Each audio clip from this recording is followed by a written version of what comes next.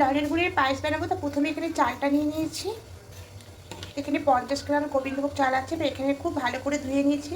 এবার এখানে ঘি দিয়ে দেবো। এবার ঘি দিয়ে খুব ভালো করে মাখিয়ে এটাকে প্রথমে রেখে দেবো।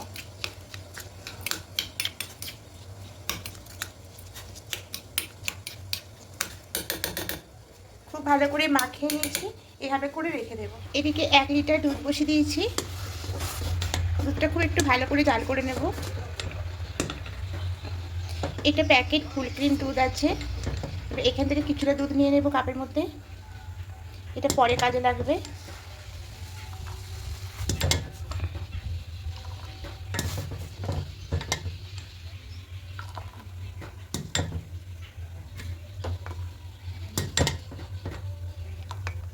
এর থেকে বেশি আর নেব না।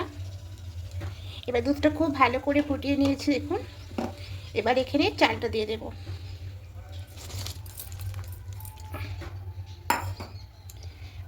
আর এখানে দেব 4-5টা এলাচ ফাটিয়ে রেখেছি, এলাচটা দিয়ে দেব।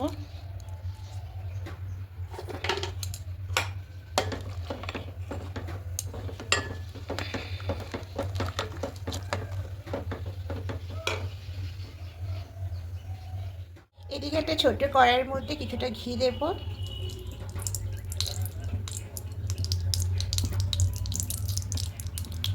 এবার এই ঘিয়ের মধ্যে কাজু আর কিশমিশটা দিয়ে দেবো। দিয়ে হালকা নাড়াচাড়া করে একটু লাল লাল করে ভেজে দেবো।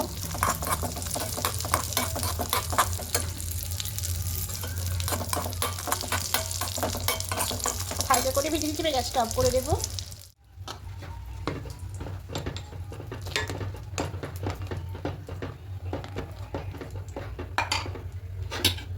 এবার কাজু কিশমিশটা এর মধ্যে দিয়ে দেবো।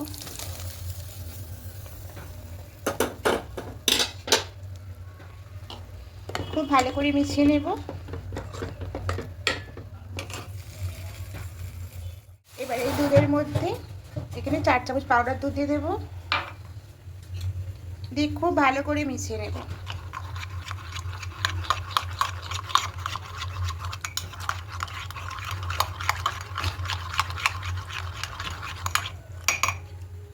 এটা পরে কাজে লাগবে।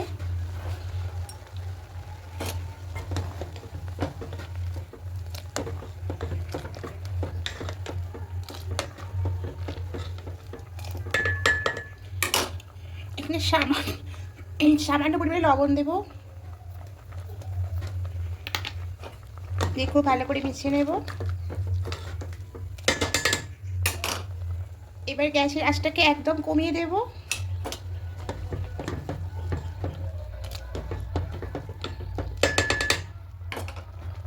এবার এখানে পাটালি গুড়টা গ্রেট করেছিলাম দিয়ে দেব।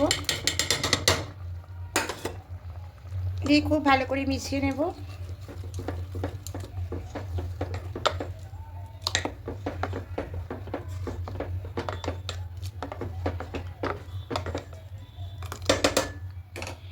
এবার এখানে 1/2 কাপ মতো চিনি দেব।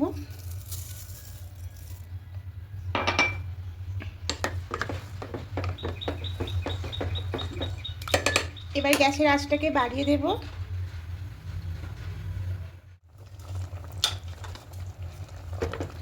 পায়েসটা হয়ে গেছে।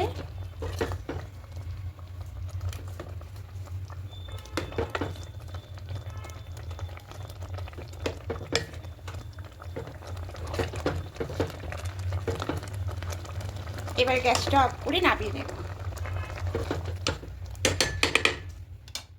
পায়েসটা একদম রেডি হয়ে গেছে। অন্য একটা বাটির মধ্যে ঢেলে নিলাম। আর সুন্দর সুগন্ধ বেরোচ্ছে, আর খেতেও দুর্দান্ত লাগে। যেহেতু এখন শীতকাল, লরের গুড় উঠছে, এরকম যদি লরের গুড় দিয়ে পায়েস করা যায়, খেতে দুর্দান্ত লাগে। যদি বন্ধুরা আমার রেসিপিটি ভালো লেগে থাকে অবশ্যই কমেন্টে জানাবেন। আর যারা পুরনো বন্ধুরা আমাকে কমেন্ট করছেন, আমার পাশে আছেন, তাদেরকে অসংখ্য ধন্যবাদ এভাবে আমার পাশে থাকার জন্য। আর যারা নতুন বন্ধুরা দেখছেন এখনও পর্যন্ত সাবস্ক্রাইব করেননি, তাদের কাছে অনুরোধ রইল সাবস্ক্রাইব করে পাশে থাকার জন্য। আমিও আপনাদের পাশে থাকবো। আবার কোনো রেসিপি নিয়ে চলে আসবো। আজকের মতো টাটা।